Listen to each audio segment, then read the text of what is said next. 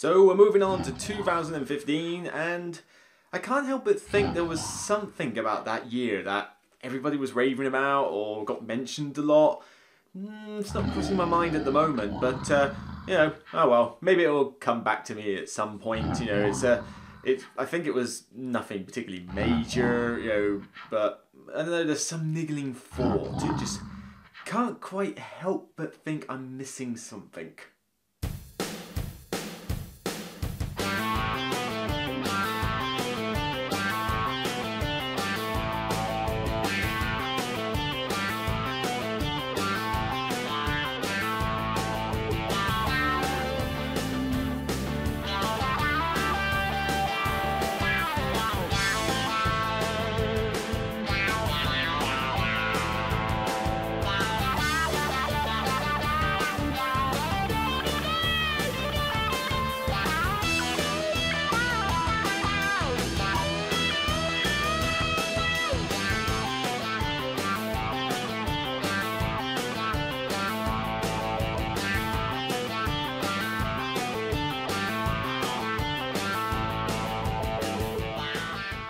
Hi everyone, welcome to another Broken Meeple Top 10. I'm Luke Hector, and this is continuing my retrospective series where I'm looking back at the last 4 years. The last 4 years since I started doing the blog to see whether my game tastes have changed, whether my new experiences with games that I didn't get to play in those years have now changed up my lists. And a lot of people have requested this, and I still feel that these lists are useful. Some people will be like, cult of the new, you know, I don't care about these older games. I want to know about the new hotness and everything. New hotness is all well and good, but some people are coming into the hobby at a later date and could still enjoy some of these older games, especially ones that have kind of fallen by the wayside or are still in print, but people just don't know much about them because they're not getting talked about as much because everything's replaced by the new hotness and what's coming out next. So I still find these lists useful. Other people do as well, so hopefully you'll get something out of this. Looking at 2016 originally, it changed a little bit, but not drastically. There were some changes. Mostly the bottom of the list was the major changes. The top of the list was still fairly standard. For top 10 of 15 though, that I'm doing today, whoo, yeah, that underwent a few changes. There's quite a few that were on the list before that have literally dropped off entirely. And there's a bunch of new games there. Yeah, a lot of games I played in the last year or so came from 2015, according to Board Game Geek, and were worthy enough to make this list. It was hard to do this one. There was a lot of good games to rank in the 10. But let's make a start. I know you want me to. Get on with it. So here it is. Top 10 Retrospective of 2015.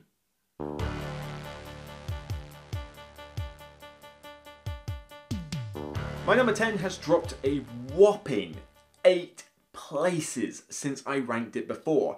Now some of that has become part of, you know, all other games I've played I think are better than this one, at least from what I get. Another thing is also just from having played it for a while and got used to it, I'm starting to think it's maybe not as utterly amazing as I thought it was compared to other games in this year, but I still enjoy it and I still have a good time with it. And that is Time Stories.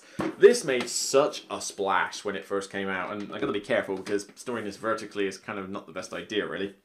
But Time Stories is a module game where you, not to give too many spoilers, but you go back in time to a particular event and you've got to stop this massive anomaly from happening, whatever it might be. The time periods are different, you will take over control of an avatar and you'll go around exploring all these stories and locations that are out of a deck of cards, and you'll make some skill checks, combat rolls, but essentially you're trying to solve the mystery, play through the story, solve a puzzle here or two, and it's a very entertaining game, even if the modules are consumable, meaning that once you've played through them once, you've no desire to play through them again. It was my number 2. I was in love with this. However, at that point, I had only played 2 of the scenarios, the Marcy Case and the Original Asylum. I love the Original Asylum module, I think it's brilliant. I think it's the best one they've done, the original. Marcy Case was pretty good as well, a bit combat heavy in places, but not too bad, but I like the overreaching plot arc, and zombies, well, it's zombies whoopee, you know, but I like the plot in it.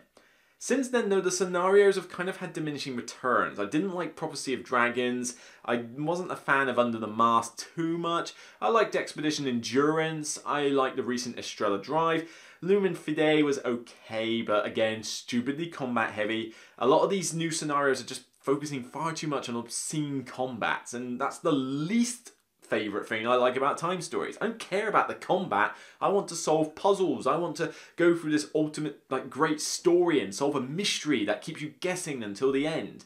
And sometimes they do that, and I still really enjoy the system. I play this regularly with the two girls from the Game Shelf blog, and we have a great time. But it just isn't worthy of being number 2 on my list anymore. But I still felt it deserves to make the top 10. So that's Time Stories. Slightly diminishing returns, but still good fun overall.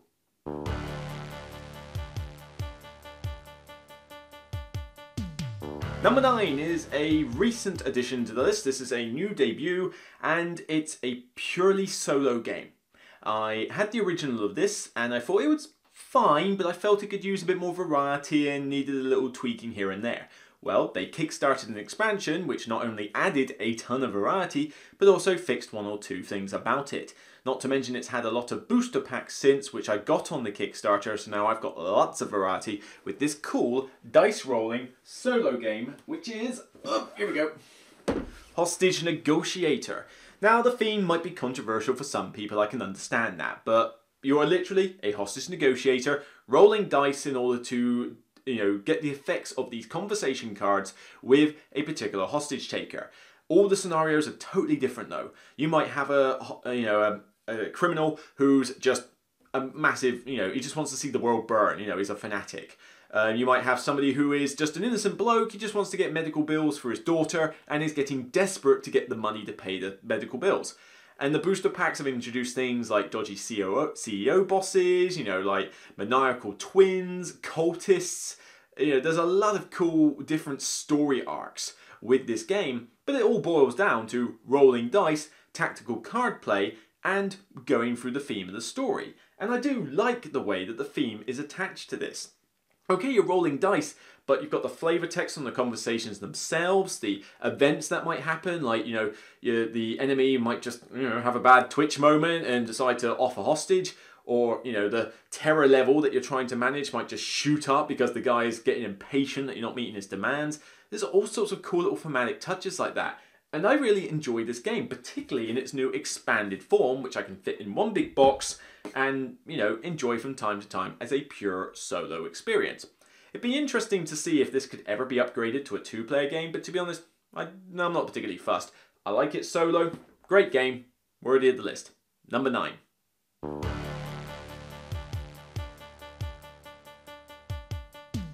My number 8 hasn't shifted. It was my number 8 last time, my number 8 this time. I only write down the 1 to 10 as an initial pick for the list. I don't purposely go, oh well that was high, that should be low, or that should stay the same or something. I just write down the initial 10 and then all the other games I can think of from this day and age, from that particular year, day and age, and rank it from there based on all of them, without taking into account where they might have placed on the original list. But this one, Argent the Consortium, is still a hot favourite among me and a few chosen few in my Southampton group. This is a heavy, and it is heavy. So many people will call these games medium just because they're not 18xx level or Splotter level, but no. This has got a lot going on. You've got a ton of options available to you, so much variety, loads of paths to victory, you've got spells to level up, you've got items to collect, you've got people to talk to, you've got rooms to explore, all with different abilities, all with B-sides and A-sides. There's a ton in this game. And I've expanded it as well, so I've got multiple factions and disciplines and even more cards. It is insane how much you get in this. Essentially, it's a kind of almost like a Harry Potter anime type setting where you are trying to become the next Dean of the University of Magic, where the other Dean has mysteriously disappeared. Well, it's a magic school, what do you expect? And the idea is that you have a collection of hidden voters in a consortium who are voting to see who the next Dean will be. But the objectives are hidden at the start of the game. You don't know what the voters want. Some want somebody with the most mana, the most supporters of the time travel discipline, or whatever I forget what the disciplines are. Somebody wants the guy with the most items, the most spells learned, the most, biggest spell, and stuff like that. So you have to find out not only what these voters know, but you have to try and deduce what the other players because you can only find out so many at a time, and you will know some and your opponents will know some. So you've got information that they don't have and vice versa. So you've got to try and deduce what their voters are after, but also aim for the ones that you know, because it's like, oh, this one wants the guy with the most money. I better make certain I get some money, but I don't want to make it too obvious because then they'll twig they need money and then they might become competition for me. I love the theme, the whole magic theme, and all your workers have got different abilities on them, the artwork, the setting, the wealth of options. I love this game. The only reason it doesn't make higher on the list is because it's a bit of a bugbear to teach, and I kind of only want to play it with a select few I know because they know the game. Bringing new players to this is quite a painful experience because there's so much going on that the AP from some players can be ridiculous. But with the people who I know who have played this game enough, who either own it or have got so engrossed with this game that they love it to bits as well, I can play a solid game of this. It's just the fact that it doesn't hit the table as often because of it, and the components I've had to do a slight pimping session with because, I mean, like the money in this, the plastic money, that was horrible. I know you can't hear it. I put metal coins. I had some spare viticulture metal coins. I put a spare set in here. Much better.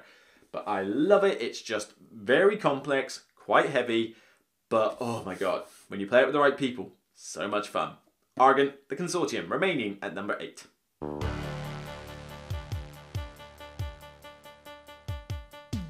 My number 7 has dropped a little bit from 4 to 7. Still pretty high, still in my top 10. Mainly because, well, just other games have come out that I can get to the table easier and that I prefer. But like I say, nothing to fault with this game. It's still probably my favourite one to teach from Vital Lacerda's range. Probably not my favourite of his range. I still think Kanban is the best of his range. But I still really like this one, and that is this whopping giant game behind me, which I'm struggling to get off the shelf. Okay, good, here we go. Oh yeah, the Gallerist. I still think this is his best design out of all of them. Maybe not my favourite to play, but his best design. Because this one just seems so easy to teach. 4 locations, 2 actions on a location. The special basic action that you can take when, the freebie actions, and what happens when you get kicked out. That's pretty much the main stuff you need to teach. Granted, you want to get used to the game, play it once or twice in order to get the hang of how the best way to play and how the best to win, but the theme is a straightforward one to follow. You are supporting artists, you want to get art in your gallery, you want to buy it cheap, sell it at a profit. Simple thing. You want to store art of particular types, photography or sculptures based on objective cards. It just seems really very intuitive. And I love how, even if you play with a maximum number of players, turns seem to go reasonably quickly, apart from AP-ish now and again, but the kicked out actions really suit this up. Lisboa has got a mechanic where you can place a token on a character and it may allow you to take an entire turn, pretty much, when somebody uses that character. The problem with Lisboa though is that adding on all those extra turns can make the game drag out to endless lengths. It's a whole extra turn practically, and it elongates the game. Here, you just get to do the one action on there that's, if your pawn gets kicked out of there, and you're planning for this. You're leaving assistance behind so that you'll get kicked out quite often. So even though the turns are going out of sequence on a regular basis, you feel constantly engaged because you can't just go, right, I've had my turn. You can plan ahead a little bit, but at the end of the day, most of these heavy Euros, you're kind of just sitting there and waiting for your turn to come back around. Here, no, because if you've got those assistants and your pawn on the board, you're hoping someone kicks you out. You might have already prepped for it. And you're thinking, right, come on, kick me out. You didn't, fair enough. Well, if you do, I can still go there. Ah, yes, you've done it right. Now I get another turn. It just seems to move quite well. Theme is great, components are stellar. Still love it. Not my favourite to play, but definitely I think his best design. The best way to make a heavy, complex Euro as streamlined as possible. I know that those two are kind of an oxymoron, but I feel like it was done with the Gallerist. I feel this one needs more love out of his range. So, Gallerist, number 7.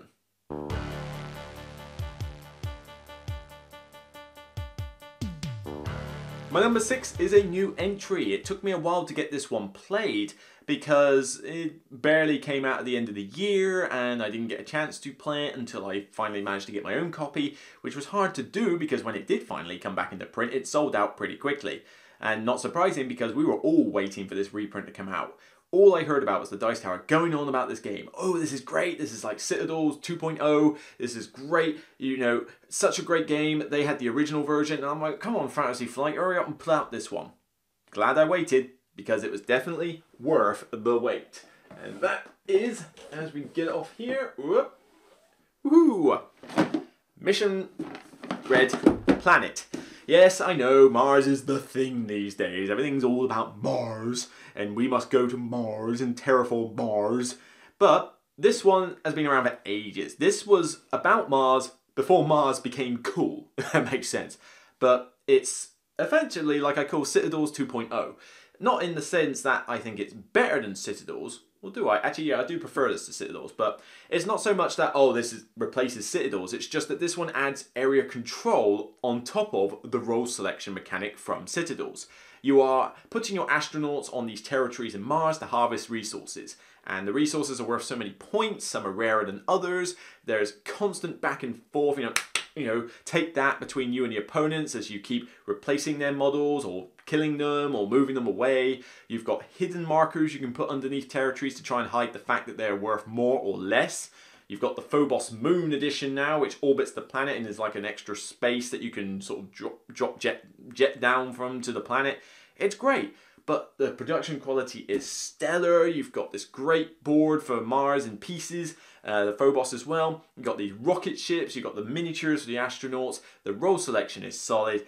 It is just a great game, and this has been out for, I can't remember how long it was since the original of this came out. A while ago though, and we waited patiently for this reprint, and it has not disappointed. This ain't leaving my collection because it is just that solid a game, almost gateway level. I would not teach it as a gateway game, but probably a next step. So like I've taught you how to play Citadels, I think that's a gateway game, just maybe upper echelon. This would be the next step after Citadels. As for Libertalia, which some other people call Citadels 2.0, not a fan of Libertalia, so no, I prefer this one.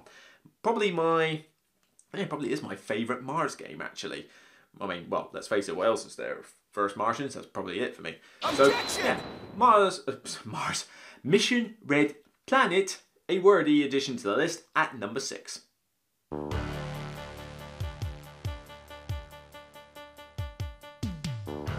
My number 5 is another new entry to the list. In fact, is it the highest debut?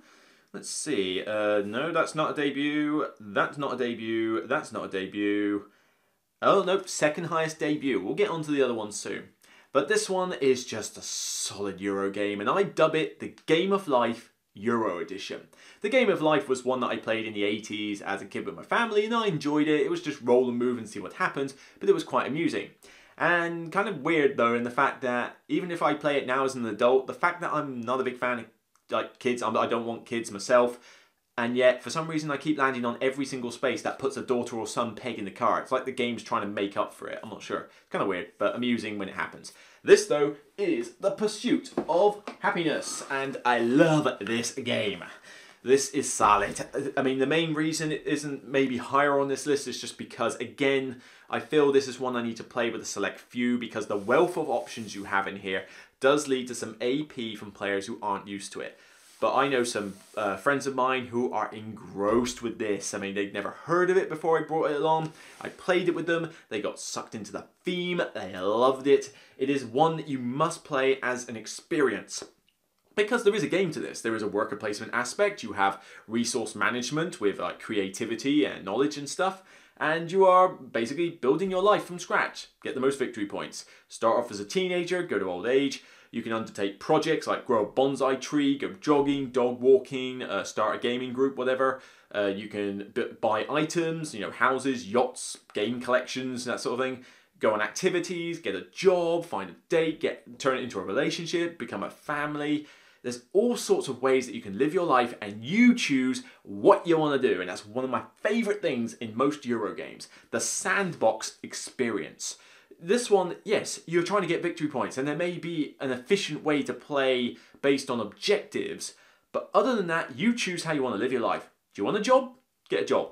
Not want a job? Fine. Survive on temp stuff, or get a girlfriend that generates cash, or just forget about the items and activities and just focus your life on projects and starting a family, that kind of thing.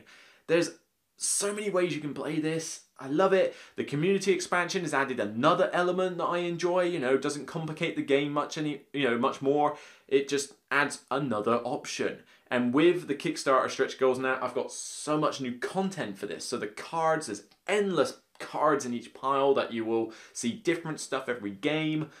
I love it. It's just such a good, rich, thematic experience. The stories that you tell from what you are doing through your life and how other people's lives, you know, people will banter, you'll mock what your other player's doing, you'll mock how similarly your current life is mimicking your own. It's so much fun. And it's not for everybody. Not everybody goes mad over this, but there's just something about it. The sandbox nature, the strong theme, the production quality and artwork.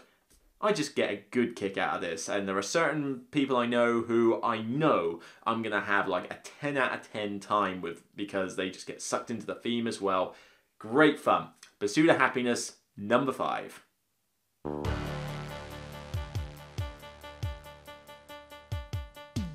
Right, here's where it gets difficult.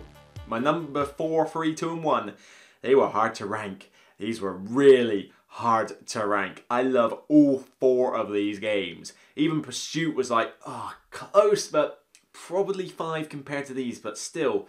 2015 on this revision to the list really showed me some great new games and, you know, reiterated my love for the ones that were already on the last list. My number 4 is a hard to find game. You can barely get this in the UK or in the US. You usually have to find this either on the Board Game Geek store website or go to Essenspiel, you know, maybe buy one from Korea, that kind of thing, because it's a Korean board game, I believe. And that is Coffee Roaster. Most of you have probably never even heard of this, or are shocked to find that this is my number 4. But this is another solo-only game. Yes, I do like solo games, you know. Yes, I want to play with other players, but sometimes you just want a quick solo experience, or long-lane solo experience, I guess. But Coffee Roaster is such a good solo one. This is a bag building game, much in the kind of limelight of Orleans and Hyperborea and Automobiles, where you put stuff in a bag, draw it out, do shenanigans, draw again, rinse, repeat. Here, though, it's such a simple theme. You're brewing coffee. You're basically in a Starbucks, essentially. And what happens is you have 2 halves of the game.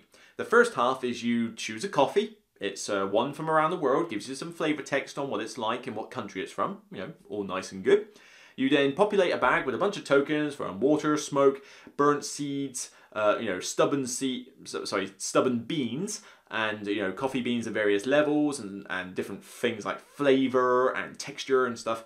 And what happens is that each round you will move this track, which is the coffee roasting machine, and you will draw so many tiles out of the bag and you'll do stuff with them. You'll switch them with more from the bag, you'll get rid of them, you'll leave them to the end of the turn so that the beans level up in value.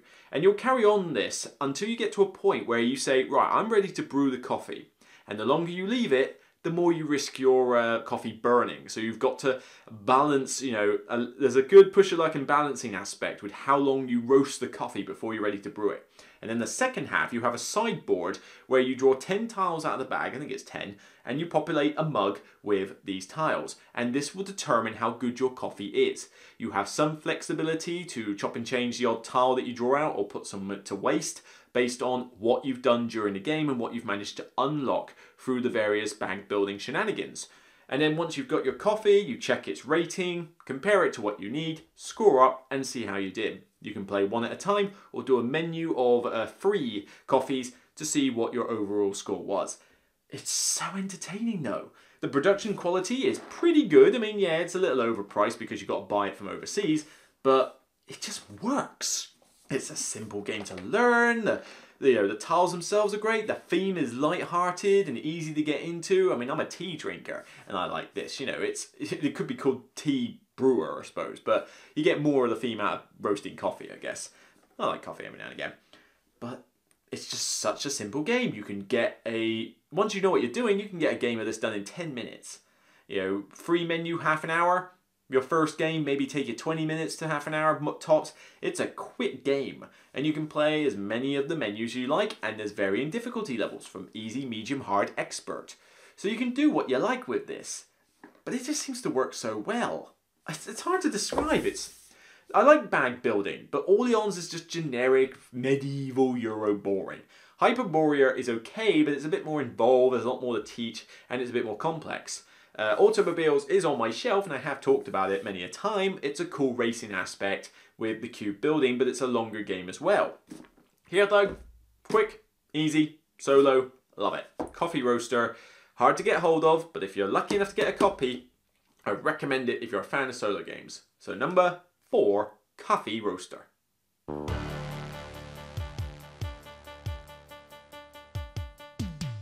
My number 3, and now we're on to 3 games that were on the list previously. Coffee Roaster was the highest new debut on the list. These 3 were on the previous list though, so I wonder which ones they are, eh? Well, number 3 was my number 6. Still love the game, it's only gone up in my ratings since I first acquired it. Expansions have helped to add to the variety, and particularly the newest expansion I did, Secrets and Lies, I think it was called that. You know, replace some of the initial cards that you used with new ones that I think improve the game. Guessed it yet? It is this one right here. Big sort of Dixit 2.0 as you could call. Dixit mixed with Cluedo. That is Mysterium, and it's not for everybody. Not everyone's a fan of this, but I really like it. I prefer this to normal Dixit, but I mean Dixit is right there on my shelf. There you go, so I still enjoy and have Dixit. In fact, I've got so many cards for it, it's ridiculous. But this is a solid game. Cluedo with Dixit. You have the ghost cooperating with the investigators to try and figure out who the murderer was, where they did it, and what the weapon was. Although the expansion replaces the weapons with story event cards. So you're trying to sort of figure out what took place when they were murdered. And I much prefer that thematically to the weapons. But, you know, I digress. You can take it or leave it, use either or. But the whole idea that you're getting into your friends' heads as you're going, right, I need to point you towards that lady with the bowler hat and the knitting needles and the creative side. Right, well, which Dixit card here can I use to do this? Maybe the one with the horse made out of bed linen. I don't know, whatever cards they are. And you give it to them and hope that they twig.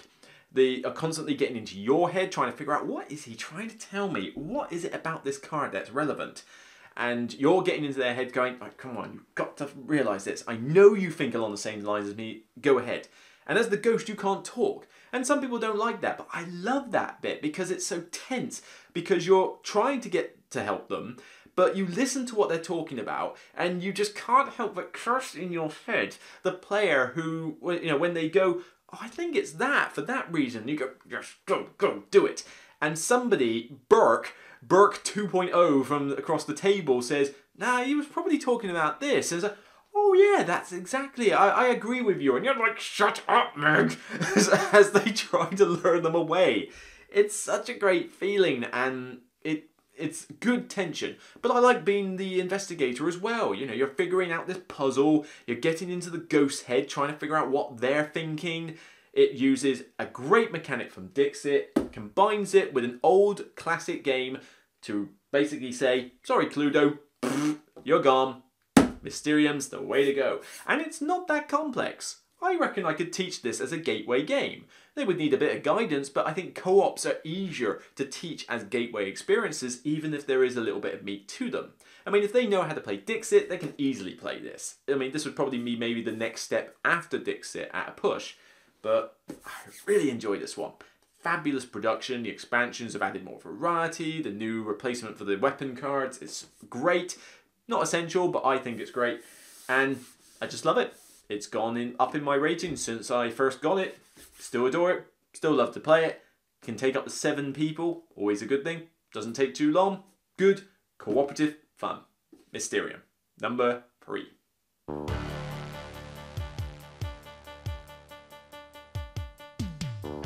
My number 2 was my number 5 actually. I'm kind of surprised that this went up as much as it has, but when I think about it, even though it doesn't hit the table much because you play it with the right group and that, I can play it solo, which helps. And when I do play it with people who I know will get the theme or are fans of the original video game, it's still a great blast. I love co-op games. Again, this is co-op. I love it. You've got asymmetrical roles, but you're still working as a team. It captures the theme of the video game really well. Up to a point, you're kind of more the strategic level rather than that get in, guns blazing and stuff that we remember from the original game. If you haven't guessed it, it is one of the first to feature an app as part of the game, and I think it's one of the best implementations of it. XCOM, the board game. Yes, I love the fact that apps are now becoming integral features of board games because let's face it, we all have tablets and smartphones. It works. And in here, the app directs a lot of stuff. I mean, it takes care of the mass bookkeeping, it directs the theme, gives you ambient music, has the index of the rules in there that are easy to find. Rules on an app works so well. You know, more games need to do this. But it's just, the artwork and the component quality is stellar, but it just gives me that feeling of the original XCOM game. And I have played XCOM Enemy Within and XCOM 2, completed them all, loved the games. Great. Not too massively into sort of going into the DLC for XCOM 2 right now, mainly just because of time. But if they brought out an XCOM 3, I would certainly give it a look, you know, a brand new setting rather than DLC. But I'm tempted. It's just a time factor.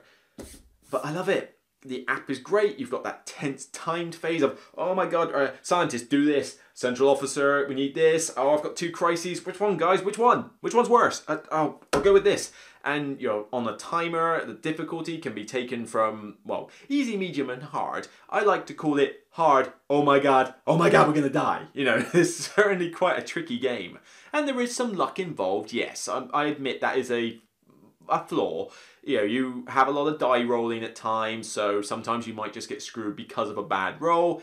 It happens, but it's a good, almost like not storytelling, but it's a good thematic experience where you will play through a story, yeah, I suppose it is a story, of your campaign as XCOM, as the aliens are constantly bombarding you with UFOs, you're sending fighter jets to go get them, and all of you have got to work together in this cool, timed, app-driven game. I love it. Thematically sound, well produced, brings out that classic nostalgia for the XCOM series. It doesn't get a lot of love these days. It's kind of flown under the radar. I mean, even the expansion didn't bring it into the limelight for a lot of people, and I can understand why. The time phase puts off a few people. Not everybody wants an app in their games. Not everybody cares about XCOM. But I feel it needs more love. I really like it. Staying on the shelf. One of my favourite co-ops. XCOM. Risen to number 2.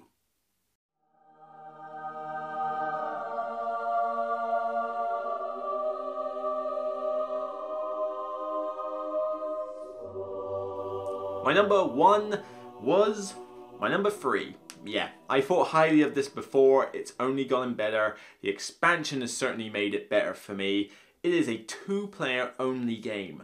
But every time I get to play this, whether without the expansion or with it, depending on whether I'm teaching a new player or playing with someone who knows the game, I still find this to be one of the best 2-player games in existence. It takes a concept from an original classic, which is so high on my top 100 it's ridiculous, and only improves it for 2-player mode. 7 Wonders Duel. I love this game. I love 7 Wonders anyway. It's a brilliant drafting game. And the 2-player variant in it is, well, pretty pants really, because that 2-player module in 7 Wonders really doesn't work. I much prefer to play the game with 3, 4, maximum 5 players, but it works well with 6 to 7. 2 though, no. And not unless you take this one though. This one manages to take the 7 Wonders concept and make it a 2-player experience, and it's a brilliant tactical two-player experience. When you draw a card, you've got to think about what cards are you revealing for the opponent. You've got the classic stuff from Seven Wonders, the science cards, the culture cards, the combat system. And I love how you have the 2 automatic victory conditions. So do you go for points, or are you going to try and push hard for one of those automatic victories through science and, science and military, that's it. But then as a defender, you're thinking, well, I could go for points, but hang on, they're getting a lot of military power. They're coming at me, they're making me lose money. If they come too far, I'm going to lose. I need to push them back.